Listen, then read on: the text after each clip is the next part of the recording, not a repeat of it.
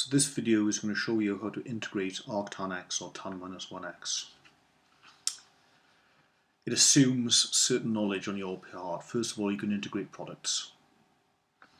Secondly, as part of the process, you can differentiate arctan x.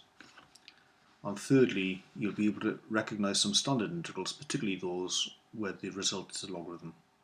These are quite demanding, so make sure you're up to speed on those before you commit to this video.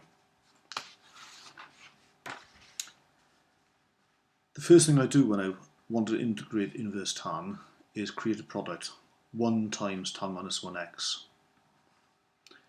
Because I now have a product, I can integrate by parts, and that's the rule that will help us integrate by parts. V dash means dv by dx, u dash means du by dx. I choose u as being tan minus 1x and v dash as being equal to 1, and that tells me that u dash, if I differentiate inverse tan, I get 1 over 1 plus x squared.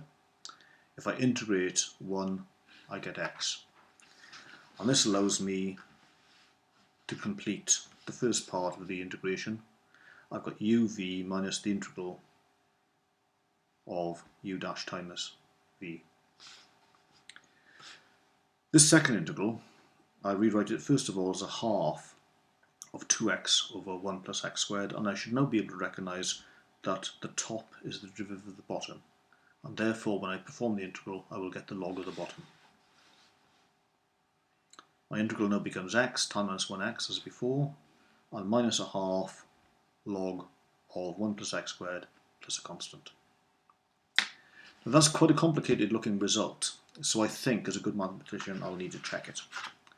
If integrating tan minus 1x gives us this function, then if I differentiate this function I should end up with tan minus 1x. So let's do that. This is a product. I get x times the derivative of inverse tan plus tan minus 1x times the derivative of x. Here I've got minus a half times 1 over 1 plus x squared because of the log times 2x because of the chain rule. I can see now there's some cancellation to be done between the 2's and between these two terms, leaving me with tan minus 1x, and the result is checked. The original process of trying to integrate tan minus 1x by writing it as a product can be used very successfully if I'm trying to integrate sine minus 1x or if I'm trying to integrate log. So it's a very useful technique to learn and one that you should pay attention to.